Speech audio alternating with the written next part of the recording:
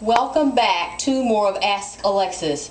You know, this is a topic that I've been talking to myself and I've seen in my life and through a lot of experiences that I've had, and I've talked to other women, but I don't think they really thought about it like I'm about to express it to you. One thing, especially with women of color, because we don't realize how spiritual, how sexual, how intuitive we are, and how everything is locked into a cell memory code. Yeah, that's right. That's what I said. Now, all women are spiritual. All women are intuitive and sexual. And I'm trying to get people to see, especially women, that spiritual, sexual, intuitive energy is all interconnected.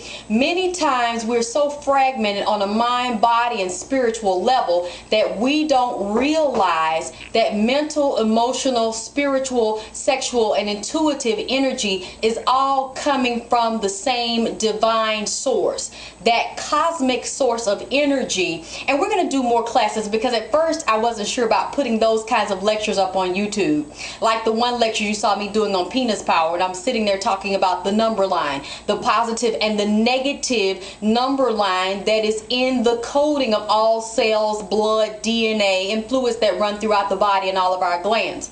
All that is dealing with etheric anatomy.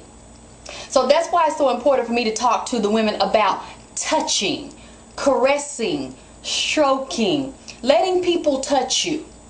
And one of the touches that I wasn't taught about as a little girl was adult touching, a teacher grabbing you, touching you, taking objects from you, or saying what you're wearing is not appropriate. Give me that chain, give me that bracelet. I'm going to take that, I'm not going to give that to you.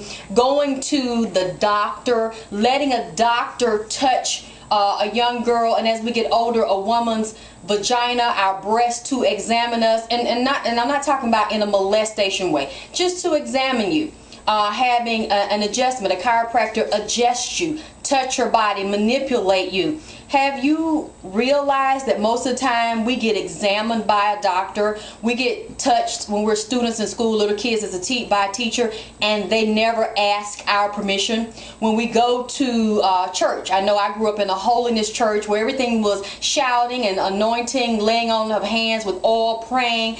There was never a permission asked for a preacher to touch us or anoint our head with oil, because usually our parents bring us up in the prayer line, and our parents set us up to give adults, other adults in a position, a clergy member or some type of authority or a doctor, permission to put their hands on us without our consent. So we're conditioned at a very early age to feel uncomfortable telling somebody no, or even thinking about it. We don't even think about it when we get up on a table to get examined. Should I give this doctor, or did I give this doctor permission to touch me? And the reason why I'm bringing this up is because we need to realize that every time somebody puts their hands on us, whether it's a professional level or examining our body or taking tissue from our vagina or taking swabs, fluids, yeast cultures from our vagina, or even touching our breast, whether it's a male doctor or a female doctor, there is thoughts and energy transferred, positive and negative charges and electromagnetic fields of energy with a touch. And many times we really need to be screening and using discernment when we let a doctor touch us, or screen doctors before we let them touch us, because we don't know how they feel about us. We don't know what type of thoughts that they have about us, and thoughts are transferred in a touch. I remember last year I was going to a chiropractor, because I really believe in holistic medicine, unless, and I don't put down surgery and medication. Sometimes it just may be needed. I was going to get adjustments in between doing my show and sitting all the time, not exercising, feeling really stressed out.